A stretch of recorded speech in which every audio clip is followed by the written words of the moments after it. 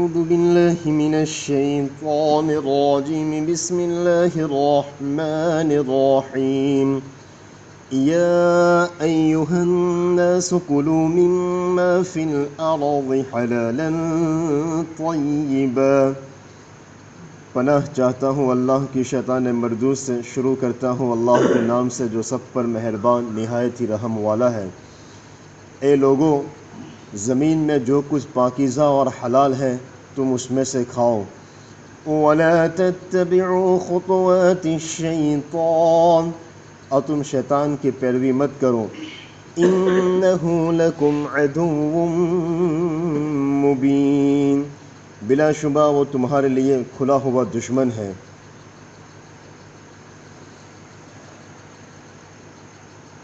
اللہ تبارک و تعالیٰ آیت کریمہ میں یہ بتانا چاہتے ہیں کہ دراصل جو کفار کے جو اپنے عرب کے جو کفار تھے، کافر تھے، اور اسی طریقے سے دیگر مشرکین عرب جو تھے، وہ ابراہیم علیہ السلام کے مقدس دین کو ہزاروں طریقے سے وہ لوگ بدلتے رہتے تھے. کبھی کمی کر دی، کبھی بیشی کر دی، کبھی کیا کر دیا، تو وہ اس طرح لوگ بدلتے رہتے تھے. تو ان میں سے ایک بری عادت ان لوگوں کی یہ تھی، آگے بھی آیت بہت ساری آئے گی جس پر اللہ تبارک و تعالیٰ ان مشرکین عرب کی گمراہیوں کی طرف اللہ اشارہ کرے گا. تو یہ لوگ بتوں کے نام پر جانوروں کو چھوڑتے تھے. کبھی بکری کو چھوڑا، کبھی اونٹ کو چھوڑا، اور پھر ان بتوں کی عظمت کی وجہ سے اس جانوروں کو اپنے اوپر حرام کر دیتے تھے. تو اللہ تبارک و تعالیٰ یہی سمجھانا چاہتے ہیں ان لوگوں کو اور ہم سب کو کہ تم ان جانوروں کو جو تم چھوڑتے ہی کیوں ہو، جس کی وجہ سے ایک پاکیزہ چیز تمہارے لیے حرام ہو جاتی ہے، تم اس کو بتوں کے نام پر یا پھر بزرگوں کے نام کی طرف اس کو منسوب ہی کیوں کرتے ہو، جس کی بنیاد پر اللہ کی دی ہوئی نعمتوں کی ناشکری ہوتی ہے. تو اللہ تعالیٰ کہتے ہیں کہ زمین کے اندر جو کچھ حلال ہے، جو کچھ پاکیزہ ہے، ان ساری چیزوں میں سے تم کھاؤ اور پیو.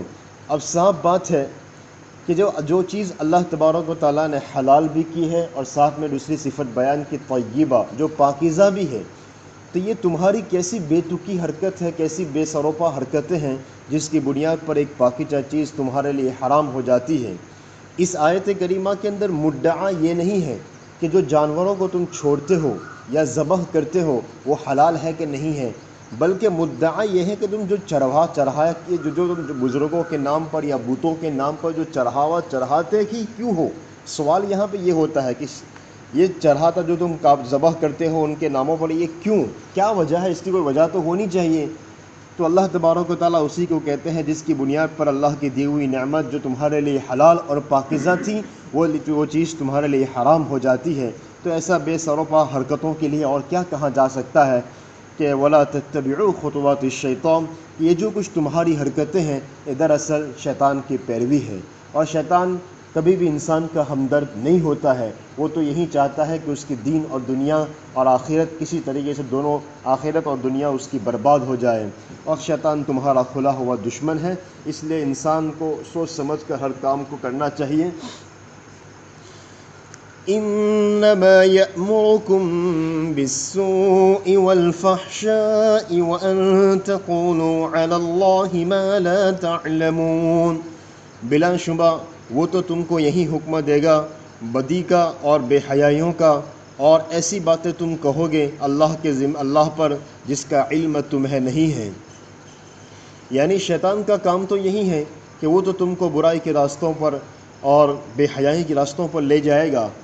شروع میں تمہیں سے یہ کام تو کروائے گا کہ بری باتیں اور برے کام، بے حیائی کے کام، لیکن آگے جا کے اتنا اس کا جو سب سے بڑا حربہ ہے، اس کی سب سے بڑی چال وہ یہی ہے کہ وہ اللہ کے ذمے، اللہ کے اوپر ایسی تہمتیں اور ایسے الزام لگائے گا جس کا تمہیں علم بھی نہیں ہے.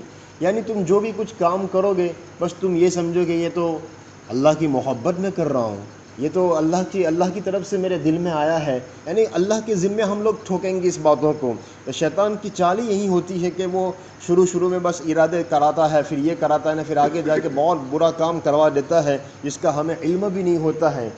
تو انسان کو جب بھی دل میں کسی کام کا ارادہ ہو یا پھر کوئی کام کرنا چاہتا ہے تو سب سے پہلے اس کو دل کے اندر سوچنا چاہیے کہ میں جو کرنے جا رہا ہوں کیا واقعی اللہ کی محبت کا اثر ہے یا اللہ کی طرف سے ہے یا پھر شیطان کا ایک چال ہے، شیطان کا ارادہ ہے. اس لیے انسان کو پہلے سوچ لینا چاہیے. وَإِذَا قِيلَ لَهُمُ اتَّبِعُوا مَا أَنزَلَ اللَّهُ قَالُوا بَل نَّتَّبِعُ مَا أَلْفَيْنَا عَلَيْهِ آبَاءَنَا. جب ان کافروں سے کہا جاتا ہے کہ تم اس کلام کی پیروی کرو جو اللہ نے نازل کیا ہے، تو وہ کہتے ہیں نہیں، بلکہ ہم تو اس کی پیروی کریں گے جس پر ہمارے باپ داداؤں کو پایا. اولو كان آباؤهم لا يعقلون شيئا ولا يهتدون.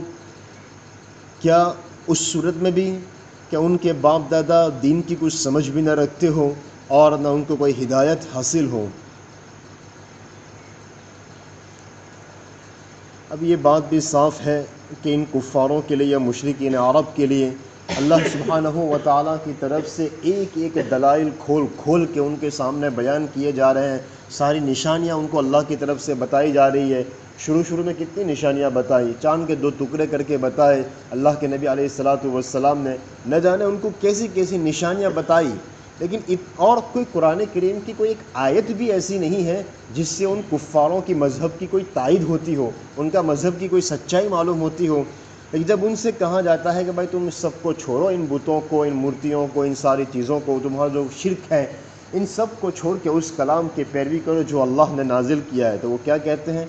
اتنی سارے بڑے دلائل ہیں، اس کے باوجود ان کا جواب یہی ہے کہ بل نتبع ما، ہم تو ہمارے باپ داداؤں کو جس پر پایا ہے، ہمارے جیسے میں نے آگے بھی بتایا تھا کھول کھول کے چوتھے رکوع کے اندر یہی کہتے ہیں، بڑوں کو بیچ میں لاتے ہیں اور بڑے اس کے پیچھے چل پڑتے ہیں.